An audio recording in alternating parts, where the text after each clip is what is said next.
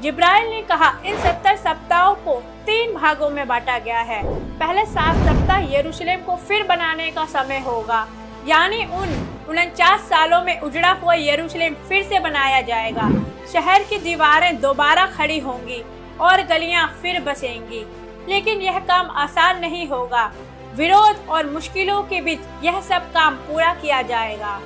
इसके बाद 62 सप्ताह और बीतेंगे, यानी 434 साल। इस लंबे समय के अंत में अभिषिक्त मसीहा आएगा, वह जिसे परमेश्वर ने विशेष कार्य के लिए चुना है। इस तरह 7 और 62 मिलाकर कुल 69 सप्ताह होते हैं, यानी 483 साल पूरे होंगे।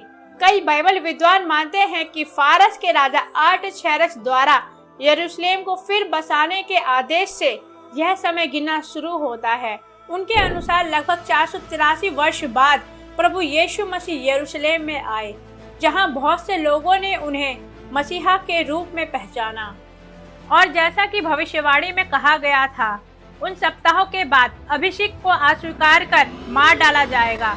इसके बाद नगर और पवित्र स्थान पर भी विपत्तियां आएंगी और अशांति का समय शुरू होगा।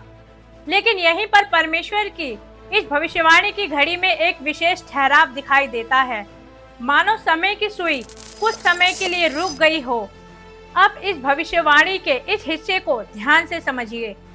70 सप्ताह में से 69 सप्ताह पूरी तरह से पूरे हो चुके हैं, यानी परमेश्वर की योजना का एक बड़ा भाग पहले ही पूरा हो चुका है।